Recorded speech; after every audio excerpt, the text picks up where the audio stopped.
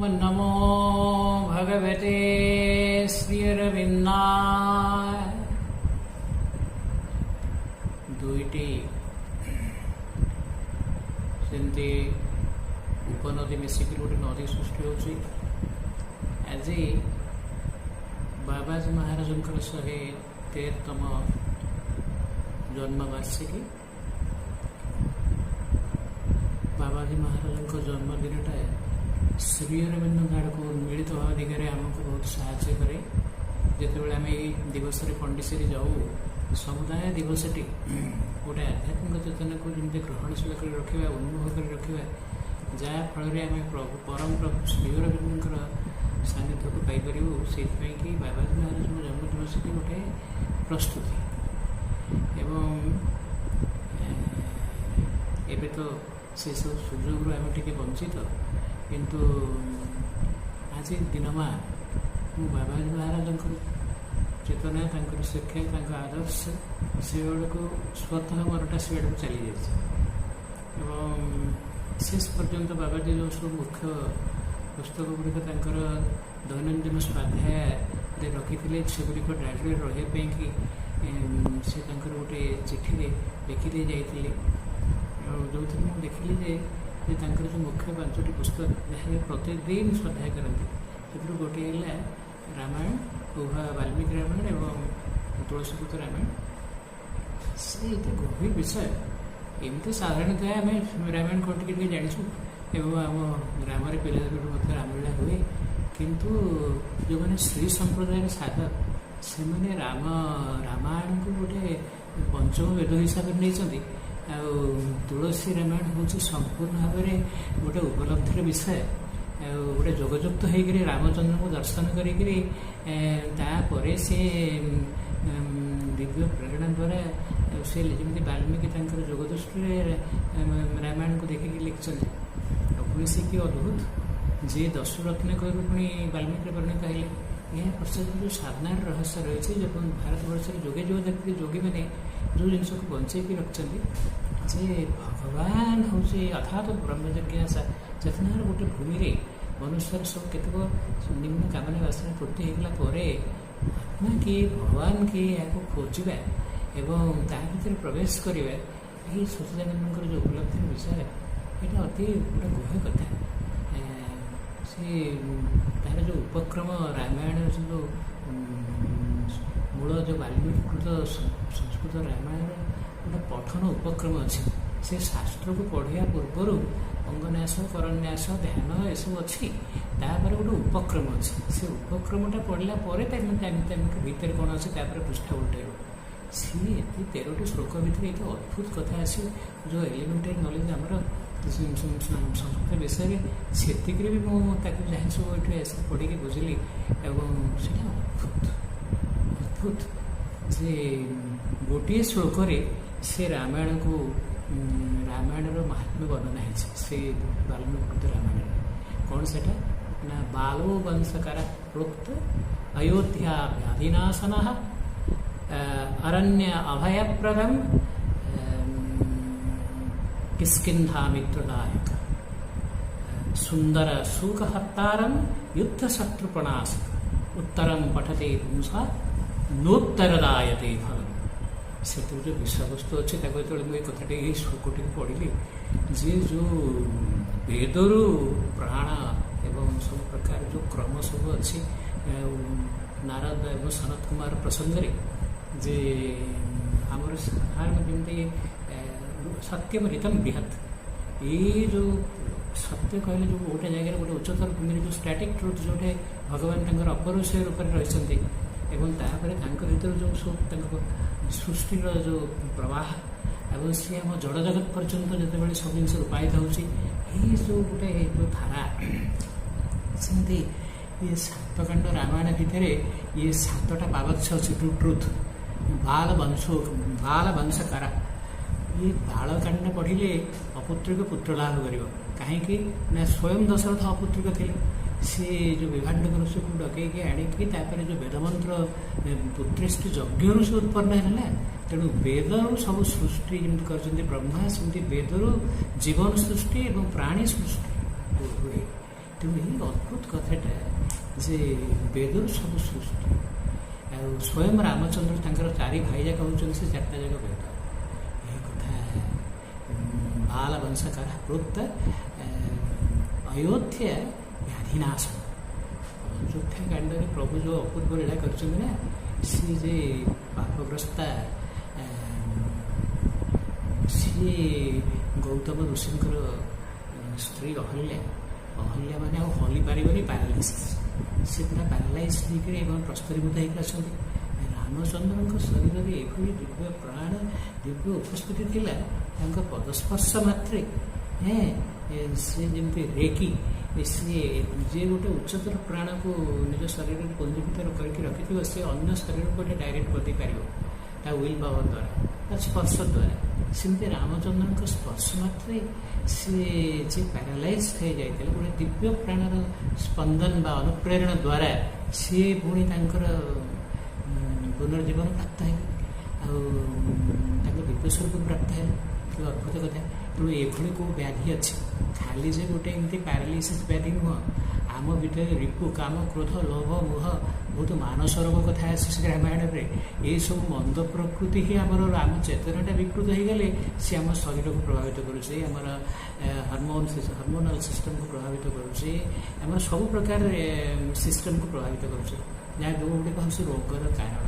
ଏଇଟା ତ ଆମେ ରାମାୟଣକୁ ଜାଣୁ। ତେଣୁ ଅଯୋଧ୍ୟା ଯେଉଁ ରାମଚନ୍ଦ୍ର ଏଭଳି ଏକ ଚେତନାକୁ, ଏଭଳି ଏକ ଶକ୍ତିକୁ ଏବଂ ସେ ସ୍ୱୟଂ ମହାବିଷ୍ଣୁଙ୍କର ଅବତାର ଧାରଣ କରିଥିଲେ, ଯିଏ ପାରାଲିସିସ୍ଟା ଯଦି ଭଲ ହେଇପାରିଲା, ଆଉ କେଉଁ ରୋଗ ଅଛି ଯେ ଭଲ ନ ହେବ। ତେଣୁ ଅଯୋଧ୍ୟା ସମୟରେ ସେ ଯେଉଁ ଚେତନାରେ ଥିଲେ ରାମଚନ୍ଦ୍ର ନିର୍ଲୋଭ, ଏବଂ ସିଏ ବଶିଷ୍ଠଙ୍କ ଆଶ୍ରମରୁ ଫେରିଲା ପରେ ସିଏ ଯେମିତି ଯେଉଁ କଥା ସବୁ ଅଛି ଯୋଗା ବଶିଷ୍ଠରେ, ରାମଚନ୍ଦ୍ର ବାସ କରୁଛନ୍ତି ଗୋଟେ ନୈର୍ବ୍ୟକ୍ତିକ ବ୍ରାହ୍ମୀ ସ୍ଥିତିରେ, ଯେଉଁଟାକି ଗୀତା ଯେଉଁଠୁ ଆରମ୍ଭ ହେଉଛି ସେଇ ସ୍ଥିତିରେ ସେ ରହିଛନ୍ତି। ତାଙ୍କୁ ଏଇ ସଂସାର ବା ଏଇ ଯେଉଁ ପ୍ରକାର ସିଏ ତାପରେ ସେ ଚାହିଁଲେ ଯେ ରାଜଗୃହକୁ ଫେରିଆସିଲା ପରେ ଆଉ ଏଠିକାର ବିଳାସ ବେସନ ଖାଦ୍ୟ ଏଥିରେ ସେ ଆଗ୍ରହୀ ନୁହନ୍ତି। ସେ ପୁଣି ସେଇ ପରିବେଶରେ କେମିତି ସେଇ ତାର ସେ ବଶିଷ୍ଠଙ୍କର ଆଶ୍ରମ ପରିବେଶଟାକୁ ସେ ଭୁଲି ପାରୁନାହାନ୍ତି। ପୁଣି ତାଙ୍କ ସାଙ୍ଗମାନଙ୍କୁ ଧରିକି ସେ ପୁଣି ବିଭିନ୍ନ ଆଶ୍ରମକୁ ପରିକ୍ରମାରେ ବାହାରିଗଲେ। ତ ତାଙ୍କ ମନଟା ଭଲ ଗୋଟେ ଉଚ୍ଚତର ସ୍ଥିତିରେ ରହିଛି। ତ ତାପରେ ସିଏ ଯଦିଓ ଯେଉଁଦିନ ତାଙ୍କର ଅଭିଷେକର ଦିନ, ସେଇଦିନ ପୁଣି ତାଙ୍କୁ ବନବାସ, ସେଥିରେ ମଧ୍ୟ ସେ ବିଶେଷ ବିଚଳିତ ହେଇନାହାନ୍ତି, ସେଇ ବ୍ରାହ୍ମୀ ସ୍ଥିତିରେ ରହିଛନ୍ତି। ଏବଂ ଯେତେବେଳେ ତାଙ୍କୁ ବିଶ୍ୱାମିତ୍ର ବି ଇଏ ବିଷ୍ଣୁଙ୍କ ଅବତାର, ଇଏ ହିଁ ଯଜ୍ଞ ରକ୍ଷା କରିପାରନ୍ତି, ଅସୁରମାନଙ୍କ ଆକ୍ରମଣ କବଳରୁ ଇଏ ହିଁ ସୁରକ୍ଷା ପ୍ରଦାନ କରିପାରିଛନ୍ତି, ଆଉ ସେଥିରେ ମଧ୍ୟ ନିର୍ଦ୍ୱନ୍ଦ୍ୱରେ ସିଏ ମଧ୍ୟ ସେଥିରେ ଯାତ୍ରା କରିଛନ୍ତି।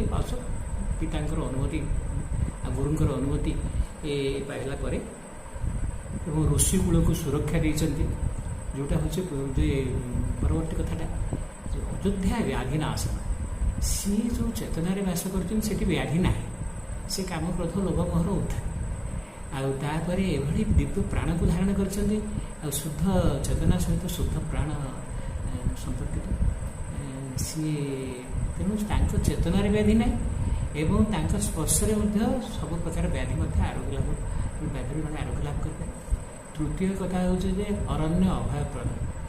ସିଏ ଯେଉଁ ଯେତେବେଳେ ସେ ଅରଣ୍ୟକୁ ଯାଉଛନ୍ତି, ଯେତେବେଳେ ସେ ଜାଣିଲେ ଯେ ସବୁ ଅସ୍ଥିର ପାହାଡ଼, ଋଷି ଗୁଡ଼ାଙ୍କୁ ସବୁ ପ୍ରକାର ଯେଉଁମାନେ ବାନପ୍ରସ୍ଥୀ ଏବଂ ଋଷି ଯେଉଁମାନେ ସାଧନ କରିବା ପାଇଁ ସେଠି ଅଛନ୍ତି ଦଣ୍ଡକ ଅରଣ୍ୟ ଭିତରେ, ଅସୁର ଗୁଡ଼ାକ ସିଏ କେତେ ମାରି ଦେଇଛନ୍ତି କେତେ ଋଷିଙ୍କୁ, ଯେ ଏମାନେ ସାଧନା କରିବେ ଯଦି ଆମକୁ ଆଗେଇ ଯିବେ ନା, ସେ ଜାଣିଛନ୍ତି ଯେ ଏସବୁ ସେମାନେ ଯେଉଁ ସବୁ ଗୁହ୍ୟ ଶକ୍ତିକୁ ପ୍ରାପ୍ତ ହେଇଛନ୍ତି, ସାଧନା କରିକି ପ୍ରାପ୍ତ ହେଇଛନ୍ତି, ଏବଂ ଏମାନେ ସାଧନା କରୁଛନ୍ତି ମାନେ କାଳେ ଏମାନେ ଆଉ କ'ଣ ଉଚ୍ଚତର ଯାତ୍ରାକୁ ପଳେଇବେ। ସେଥିପାଇଁ ସେ ରାବଣ ଏବଂ ତାର ଯେଉଁ ଅସୁର ମାନେ ସବୁ ତାଙ୍କର ଯେଉଁ ବଂଶ, ସେମାନେ ସବୁ ଏଇ ଯେଉଁମାନେ ଯଜ୍ଞ ବା ମନ୍ତ୍ର ସାଧନା ବା କିଛି ଆଧ୍ୟାତ୍ମିକ ସାଧନା କରୁଛନ୍ତି, ସେଗୁଡ଼ାକ ସବୁ ଭାଙ୍ଗିଦେବା, ନଷ୍ଟ କରିଦେବା, ଏଇ ହେଉଛି ତାଙ୍କ ଆଗ। ତ ସମୁଦାୟ ଋଷିକୂଳଙ୍କୁ ସେ ସୁରକ୍ଷା ଦେଇଥିଲେ ଏବଂ ସେଥିପାଇଁ ନିଷ୍କଣ୍ଟକ କରିଦେଇଥିଲେ ସେ ଦଣ୍ଡକାରଣ୍ୟ। ଏଇ ଯେଉଁ ଅରଣ୍ୟ ଅଭୟପ୍ରଦ, ମୁଁ ଯେଉଁ ଅରଣ୍ୟରେ ନିର୍ଜନ ବାସ କରୁଛି, ସେଠି ଯେ ଜଣେ ସାଧକ ସିଏ ଭଗବାନଙ୍କର ସାନ୍ନିଧ୍ୟ ଦେଇପାରେ ଏବଂ ଭଗବାନ ତାକୁ ସୁରକ୍ଷା ପ୍ରଦାନ କରିପାରନ୍ତି। ଏଇ କଥାଟା ସେଠି ଅଛି। ତ ଯାହା ହଉ ଆଜି ତ ଏସବୁ ଅଦ୍ଭୁତ କଥା ସବୁ ମନଟା ସେଆଡ଼କୁ ଚାଲିଯାଉଛି, ତେଣୁ କିନ୍ତୁ ମୁଁ ଆଉ ସେଟା ଦୀର୍ଘ ସମୟ କହିବିନି। ସେସବୁ କଥାଟା କେତେ ଅଦ୍ଭୁତ ଏବଂ ବାବାଜୀ କାହିଁକି ଏସବୁ କଥା ଏଠି ରହିବା ପାଇଁ କହିଥିଲେ, ରାମାୟଣର ମାହାତ୍ମ୍ୟ କ'ଣ, ଭଗବତ ଗୀତାର ମାହାତ୍ମ୍ୟ କ'ଣ, ସେଇ ବହି ଗୁଡ଼ିକ ସେ ଏଠି ରହିବା ପାଇଁ କହିଥିଲେ। ଗୋଟେ ହେଉଛି ରାମାୟଣ, ଉଭୟ ବାଲ୍ମୀକିକୃତ ଏବଂ ତୁଳସୀକୃତ, ତାପରେ ଶ୍ରୀମଦ୍ ଭାଗବତ, ଯେଉଁଠି ପରୀକ୍ଷିତଙ୍କ କଥା କି ରସାୟକୃତ ଜିନିଷ ସିଏ, ଏବଂ ଯିଏ ପରୀକ୍ଷିତ ମୁଖ୍ୟ ପରୀକ୍ଷିତ ଏଭଳି ଜଣେ ରାଜା ଏବଂ କଳିର ପ୍ରବେଶ ଦ୍ୱାରା ତାଙ୍କ ମସ୍ତିଷ୍କ ପ୍ରଭାବ ଫଳରେ ସିଏ ଶୃଙ୍ଗୀ ଋଷିଙ୍କର ବାପାଙ୍କ ଉପରେ ସେ ଗୋଟେ ସାପଟା ଉଡ଼େଇଥିଲେ, ତୁଷାତୁର ହେଇକି ଦେଖିଲେ କି ପାଣି ମାଗିବା ପାଇଁ ଯାଉଛନ୍ତି ଏବଂ ସିଏ ଶୁଣିନି ସେ ଧ୍ୟାନ ମଗ୍ନ ହେଇକି ଅଛନ୍ତି।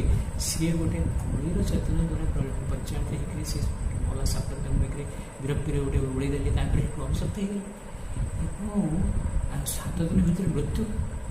ଏଇ ସମୟରେ କିଏ ତାଙ୍କୁ ରକ୍ଷା କରିବ?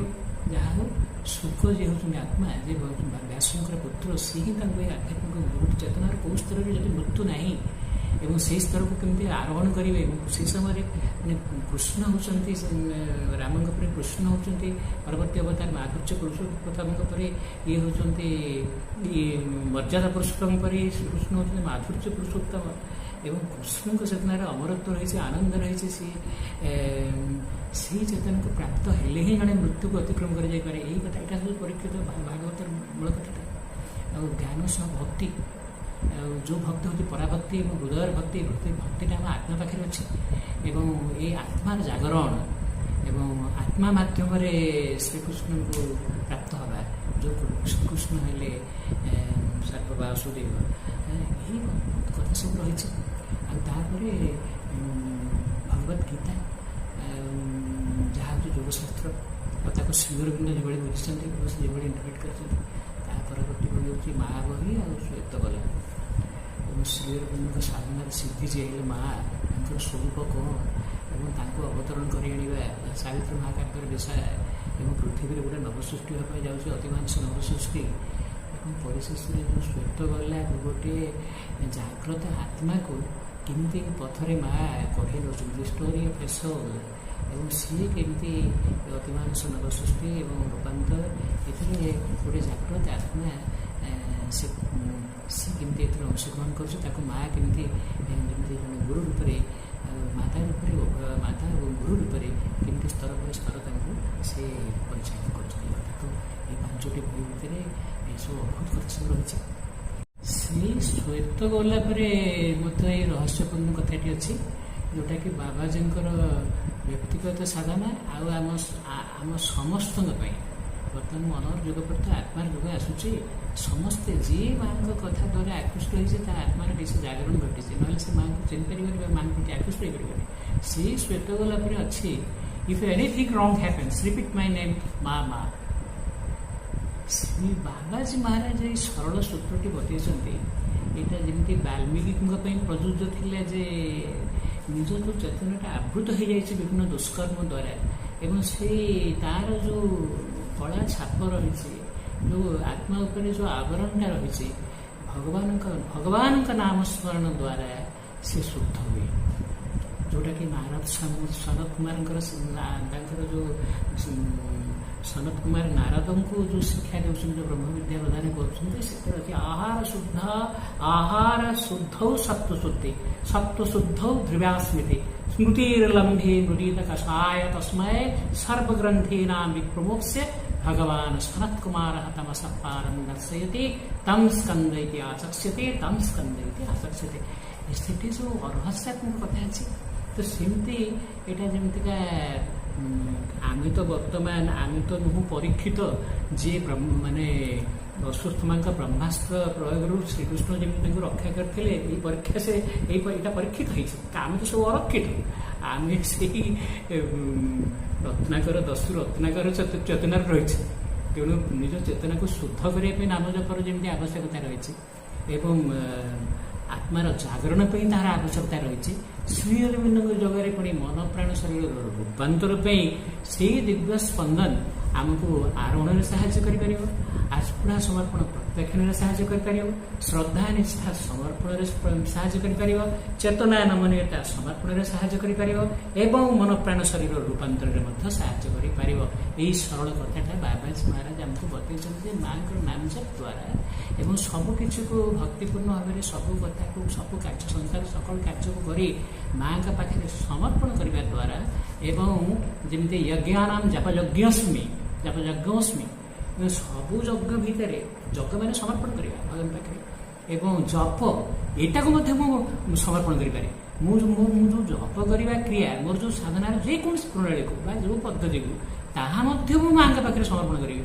ଏହି ସମର୍ପଣ ମନୋଭାବ ରଖିକରି ଯଦି ମା ନାମ ଜପ କରେ ଜଣେ କରେ ତା ଭିତରେ ମଧ୍ୟ ଭାଗବତ ସତ୍ୟର ଅବତରଣ ହେଇପାରିବ ଏବଂ ତାର ମନ ପ୍ରାଣ ଶରୀର ରୂପାନ୍ତର ମଧ୍ୟ ହେଇପାରିବ। ଏଇଟା ବାବାଜୀ ନିଜେ ଏ କଥାକୁ ଅନୁଭବ କରିଛନ୍ତି ଏବଂ ତାଙ୍କର ଗୋଟେ ଶରୀରରେ କେମିତି ଭାଗବତ ସତ୍ୟର କ୍ରିୟା ହୁଏ ତାଙ୍କ ଶେଷ ଲେଖା ମଧ୍ୟ ତାଙ୍କର ସେଇ ଯେଉଁ ଡାଳଡୋଳାରୁ କ'ଣ ସବୁ ରହିବ ସେଇ ଭିତରେ ମଧ୍ୟ ସେଇଠି ମଧ୍ୟ ଥିଲା। ତାହା ମଧ୍ୟ ଆମ ପାଖରେ ଗଚ୍ଛିତ ଅଛି ଏବଂ ଏଇ କଥାଟା ଯେ ରୂପାନ୍ତରଟା ଗୋଟେ ଭବିଷ୍ୟତର ବିଷୟ ଖାଲି ନୁହଁ ବର୍ତ୍ତମାନର ବିଷୟ ଏବେ ମଧ୍ୟ ଘଟୁଛି ତାଙ୍କ ଶରୀରରେ ମଧ୍ୟ ଘଟିଥିଲା। ଗୋଟେ ଆଲୋକର ଅବତରଣ ଆନନ୍ଦର ଅବତରଣ ଦିବ୍ୟ ଶକ୍ତିର ଅବତରଣ ଏବଂ ଭାଗବତୀଙ୍କର ଅବତରଣ ଏବଂ ସେଇଟା କେମିତି ତାଙ୍କ ଭିତରେ କ୍ରିୟା ହେଇଛି।